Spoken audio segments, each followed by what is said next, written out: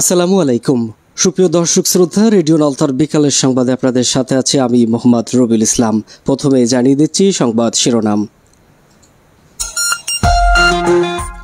অনিয়ম, দুর্নীতি ও মানবাধিকার লঙ্ঘন থেকে সেফ এক্সিট দরকার বললেন উপদেষ্টা আসিফ নজরুল। নির্বাচনে গণ্ডগোল করলে ভোট কেন্দ্র বন্ধের নির্দেশ দেওয়া হবে বলে জানিয়েছেন প্রধান নির্বাচন কমিশনার। কালীগঞ্জ অফিসার্স ক্লাব মিলনায়তনে রূপান্তরের আয়োজনে বনজীবীদের দক্ষতা উন্নয়ন কর্মশালা অনুষ্ঠিত হয়েছে আজ। শিশুদের নোবেলে আন্তর্জাতিক শিশু শান্তি পুরস্কার 2025-এর জন্য মনোনীত হয়েছেন সাতক্ষীরার তরুণ সমাজকর্মী সুদীপ্ত দেবনাথ। বাড়ি ভাড়া, চিকিৎসা ভাতা বাড়ানোর দাবিতে আবারও আন্দোলনে নামছে এমপিওভুক্ত শিক্ষকরা। ইসরায়েলের কারাগার থেকে মুক্ত হয়ে দেশে ফিরলেন শহীদুল আলম। দেশবাসী ও সরকারকে জানালেন কৃতজ্ঞতা। মাটির টানে ঘরে ফিরছে গাজাবাসী, চোখে মুখে প্রশান্তি। পাকিস্তানে পুলিশ প্রশিক্ষণ কেন্দ্রে অতর্কিত হামলা, নিহত 12। চীনা পণ্যে বাড়তি 100% শুল্ক আরোপের ঘোষণা মার্কিন প্রেসিডেন্ট ডোনাল্ড ট্রাম্পের। আফগানদের বিপক্ষে সিরিজ বাঁচানোর লড়াইয়ে সন্ধ্যায় মাঠে নামছে বাংলাদেশ। ফ্রান্স জার্মানির বড় জয়ের রাতে পয়েন্ট হারালো বেলজিয়াম। এতক্ষণ সংবাদ শিরোনাম শুনলেন, এবারে বিস্তারিত সংবাদ। শুরুতে জানিয়ে দিচ্ছি জাতীয় সংবাদ।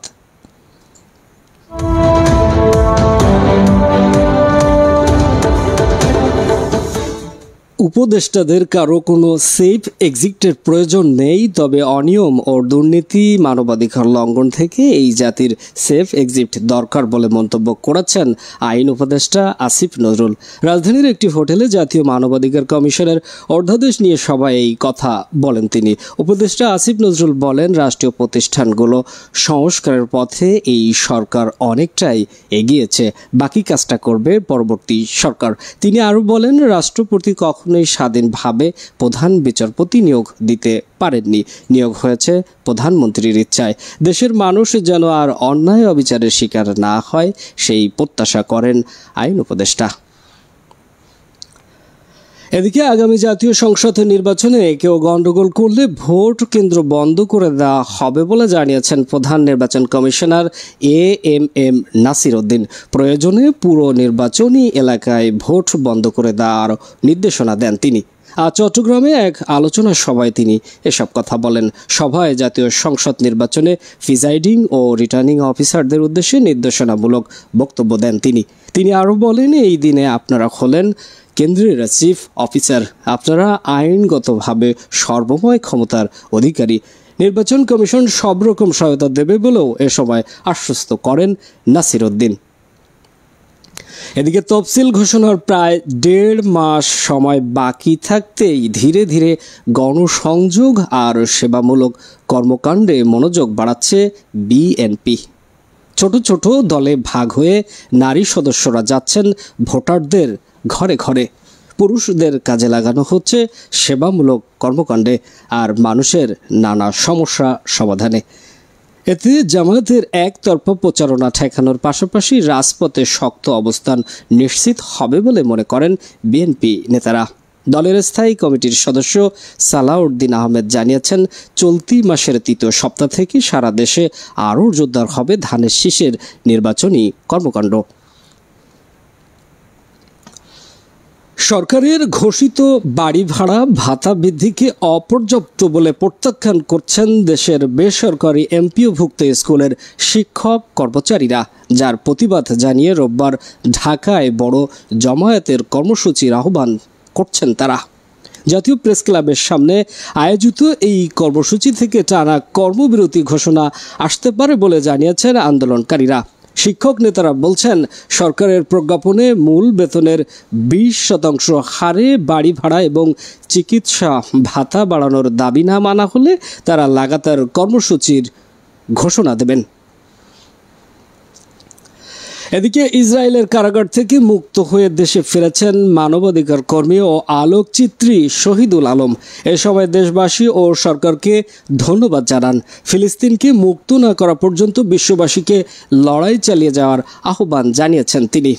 আজ ভোর 4:55 হযরত শাহজালাল আন্তর্জাতিক বিমানবন্দরে অবতরণ করেন তিনি। শহীদুল আলম বলেন, এখনও গাজা মুক্ত হয়নি, সেখানে এখনও আক্রমণ চলছে। গাজাবাসীদের উপর যে নির্যাতন হয় তার তুলনায় আমাদের সঙ্গে যা হয়েছে তা কিছুই নয়।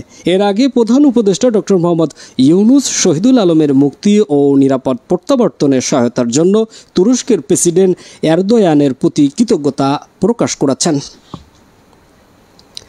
এবারে স্থানীয় সংবাদ।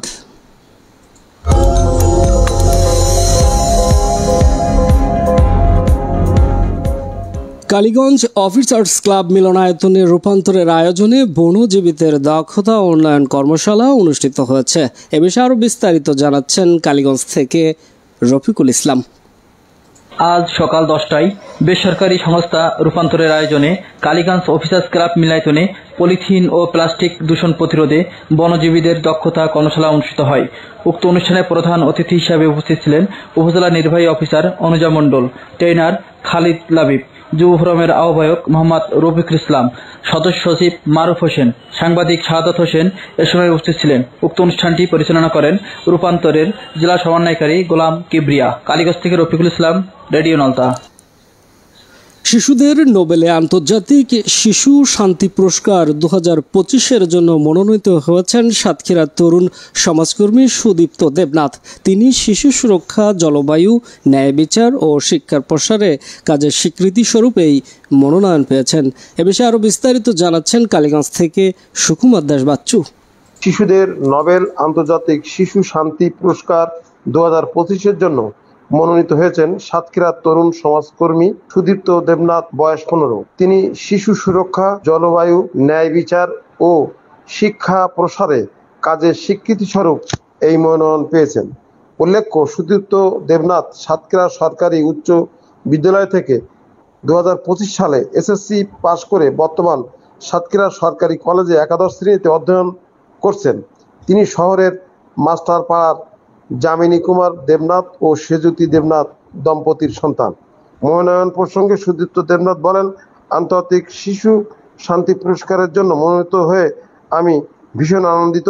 শিশুদের নিয়ে কাজ করতে ভালো লাগে। আগামীতে ভবিষ্যতেও ব্যাপকভাবে শিশুদের নিয়ে কাজ করতে চাই। কালীগঞ্জ থেকে সুকুমার দাস বাচ্চু, রেডিও নলতা। এদিকে শ্যামনগর উপজেলায় আধুনিক কৃষি প্রযুক্তি, জলবায়ু সহনশীল চাষাবাদের উপর এক সেমিনার অনুষ্ঠিত হয়েছে। এ বিষয়ে আরও বিস্তারিত জানাচ্ছেন শ্যামনগর থেকে রণজিৎ বর্মন।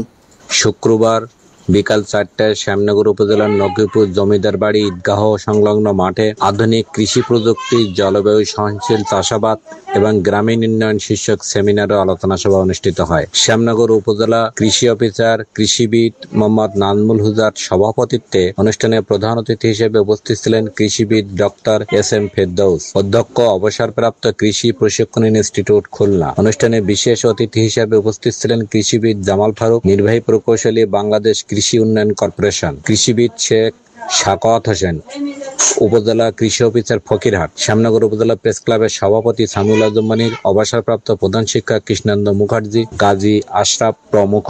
শ্যামনগর থেকে রণজিৎ বর্মন, রেডিও নলতা। সাতক্ষীরা কালীগঞ্জ উপজেলা নির্বাহী অফিসারের সম্মেলন কক্ষে আজ সকাল 10টা থেকে দুপুর 1টা পর্যন্ত কমিউনিটি ক্লাইমেট অ্যাডাপ্টেশন বিষয়ে একটি ভ্যালিডেশন ওয়ার্কশপ অনুষ্ঠিত হয়েছে।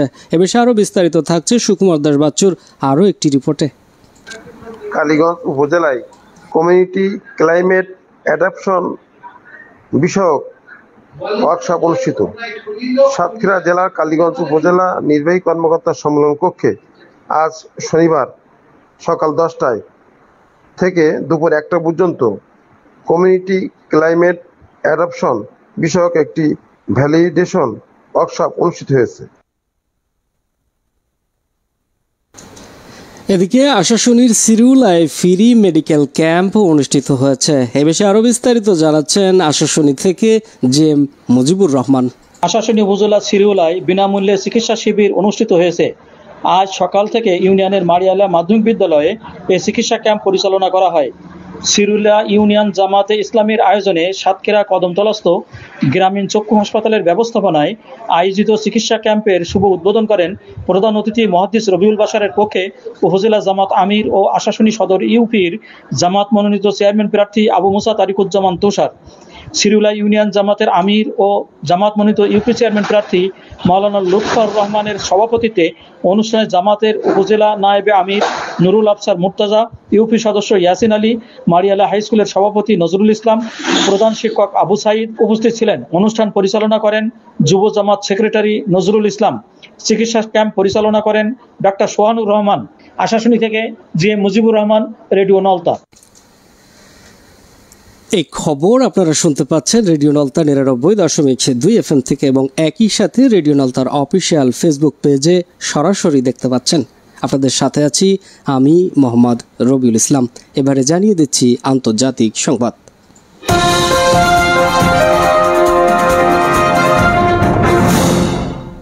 মার্কিন প্রেসিডেন্ট ডোনাল্ড ট্রাম্পের পরিকল্পনায় ইসরায়েল ও হামাস চুক্তিবদ্ধ হওয়ার পর গাজায় যুদ্ধবিরতি কার্যকর হয়েছে। শুক্রবার থেকে এই যুদ্ধবিরতির ফলে ফিলিস্তিনিরা গাজার উত্তরে ফিরতে শুরু করেছে। এই চুক্তির ফলে ২ বছর ধরে চলা রক্তক্ষয়ী সংঘাতের অবসানের আশা দেখা দিয়েছে। মাটির টানে নিজ ঘরে ফেরার আনন্দ উকি দিচ্ছে হাজার হাজার ফিলিস্তিনির মনে। টানা ২ বছর ধরে ইসরায়েলের ভয়াবহ হামলায় শোকে কাতর হয়ে পড়া গাজাবাসী যুদ্ধবিরতির ঘোষণার পর বাড়ি ফিরতে ফেরে আবেগে আপ্লুত হয়ে পড়েছে। এদিকে পাকিস্তানের খাইবার পাখতুনখোয়ার ডেরা ইসমাইল খানে হামলার ঘটনা ঘটেছে।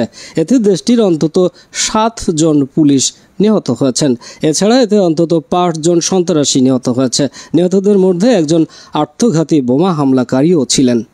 দেশটির কর্তৃপক্ষ বলছে শুক্রবার রাতে দেশটির একটি পুলিশ প্রশিক্ষণ স্কুলে হামলা হয়। পুলিশ সূত্র জানিয়েছে প্রশিক্ষণ কেন্দ্রে প্রথমে আত্মঘাতী বোমা হামলার পর সশস্ত্র হামলাকারীরা সেখানে ব্যাপক হামলা চালায়। এরপর সেখানে কর্মরত কর্মকর্তা ও হামলাকারীদের সঙ্গে তুমুল বন্দুকযুদ্ধ চলে। মধ্যপ্রাচ্য আঞ্চলিক নিরাপত্তা এবং সামরিক অংশীদারিত্ব আরও জোরদার করার লক্ষ্যে কাতারে বিমান বাহিনী যুক্তরাষ্ট্রের ইডাহোর মাউন্টেন হোম বিমান ঘাঁটিতে একটি নতুন অত্যাধুনিক প্রশিক্ষণ অবকাঠামো গড়ে তোলার অনুমতি পাচ্ছে। মার্কিন প্রতিরক্ষা মন্ত্রী পিট হেগসেথ এই গুরুত্বপূর্ণ পদক্ষেপের ঘোষণা দেন। এই স্থাপনায় কাতারের নতুন কেনা F-15 যুদ্ধবিমান এবং পাইলটরা অবস্থান করবেন এবং মার্কিন সামরিক বাহিনীর সঙ্গে যৌথ প্রশিক্ষণে অংশ নেবেন। এদিকে আগামী মাস থেকে চীনা পণ্যের উপর বাড়তি ১০০% শুল্ক আরোপের ঘোষণা দিয়েছে মার্কিন প্রেসিডেন্ট ডোনাল্ড ট্রাম্প। এছাড়া গুরুত্বপূর্ণ সফটওয়্যারের উপর রপ্তানি নিয়ন্ত্রণ আরোপ করবে বলে জানিয়েছেন তিনি। ট্রাম্প বলেন, চীন তাদের বিরল জ্বালানি রপ্তানিতে কড়াকড়ি আরোপ করে খুবই শত্রুতাপূর্ণ হয়ে উঠেছে। এর মাধ্যমে চীন বিশ্বকে জিম্মি করার চেষ্টা করছে বলে মন্তব্য করেন তিনি। এমনকি চীনের প্রেসিডেন্ট শি জিনপিং এর সঙ্গে একটি বৈঠক থেকে সরে দাঁড়ানোরও হুমকি দিয়েছেন তিনি। এদিকে পদত্যাগের ৪ দিন পরই আবারও ফ্রান্সের প্রধানমন্ত্রীর পদে ফিরলেন সেবাস্তিয়ান লেকুর্নো। শুক্রবার রাতে দেশটির প্রেসিডেন্ট ইমানুয়েল ম্যাক্রো তাকে নতুন সরকার গঠনের দায়িত্ব দিয়েছেন। এক বিবৃতিতে বলা হয়, লেকুর্নো এখন থেকে প্রধানমন্ত্রীর দায়িত্ব পালন করার পাশাপাশি সরকার গঠনের কাজও করবেন। প্রেসিডেন্টের সিদ্ধান্তকে সম্মতি জানিয়েছে সেবাস্তিয়ানো। চলতি বছরের শেষের দিকে তিনি ফ্রান্সের জন্য একটি বাজেট অনুমোদন ও সরকারি অর্থ পুনরুদ্ধারের চেষ্টা করবেন। এবারে খেলার খবর।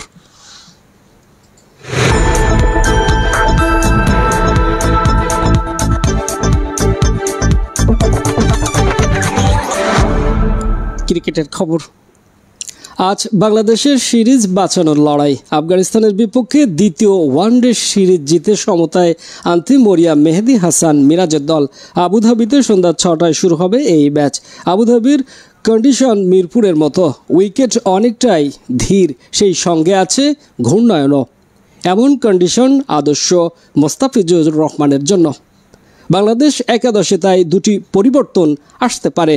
সব কিছু ঠিক থাকলে একাদশে ফেরার কথা রিশাদ হোসেন ও মোস্তাফিজুর রহমানের। দুইজনকে জায়গা দিতে বাদ পড়তে পারেন তাসকিন আহমেদ ও হাসান মাহমুদ। এদিন লড়াই করার জন্য আগে ব্যাটিং করলে অন্তত 260 রান করতে হবে, আর সেই লক্ষ্য অর্জন করতে তানজিদ তামিম, সাইফ হাসান ও নাজমুল শান্তের ব্যাটে রান আসাটা খুবই জরুরি। এবারে ফুটবলের খবর। বিশ্বকাপ বাছাই পর্বের ম্যাচে বড় জয় পেয়েছে দুই ইউরোপিয়ান জায়ান্ট ফ্রান্স ও জার্মানি। তবে বেলজিয়ামকে রুখে দিয়েছে উত্তর মেসিডোনিয়া। কিলিয়ান এমবাপ্পের দারুণ গোল করার ম্যাচে আজারবাইজানকে 3-0 গোলে হারিয়েছে ফ্রান্স। লুক্সেমবার্গের বিপক্ষে 4-0 গোলে বড় জয় পায় জার্মানি। শুক্রবার রাতে অনুষ্ঠিত হয় এই ম্যাচগুলো। প্যারিসে আজারবাইজানের মুখোমুখি হয় ফ্রান্স। ম্যাচের শুরু থেকে আক্রমণের পসরা সাজিয়েছে ফরাসিরা, তবে গোলের জন্য অপেক্ষা করতে হয় লম্বা সময়। প্রথম অর্ধের ইনজুরি সময় ভাঙে ডেডলক। আজারবাইজানের 4 ফুটবলারকে পরাস্ত করে দারুণ এক গোল করেন কিলিয়ান এমবাপ্পে। শেষ করছি রেডিও নলতার বিকালের সংবাদ। যাওয়ার আগে জানিয়ে দিচ্ছি সংবাদ শিরোনামগুলো আরও একবার। অনিয়ম, দুর্নীতি ও মানবাধিকার লঙ্ঘন থেকে সেফ এক্সিট দরকার বললেন উপদেষ্টা আসিফ নজরুল।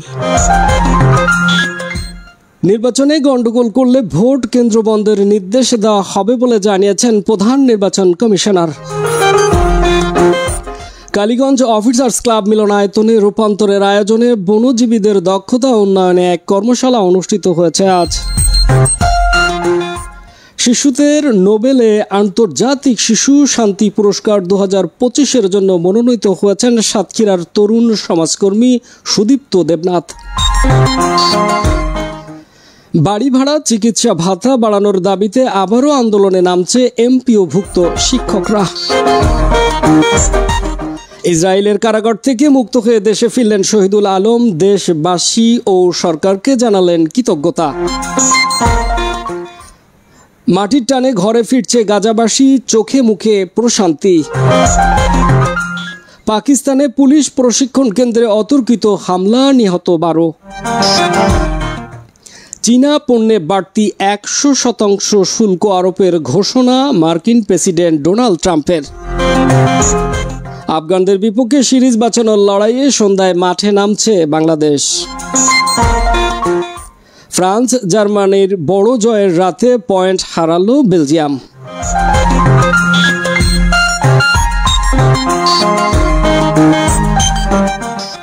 এতক্ষণ সংবাদ উপস্থাপনায়, সংবাদ প্রযোজনায় ও প্রকৌশল দায়িত্বে আপনাদের সাথে ছিলাম আমি মোহাম্মদ রবিউল ইসলাম। তথ্য সমন্বয়ে আব্দুল সালাম, সার্বিক দিক নির্দেশনায় ছিলেন মামুন হোসেন। রেডিও নলতা সংবাদ বিশ্বের যে কোনো প্রান্ত থেকে শুনতে ভিজিট করুন www.radionalta.com।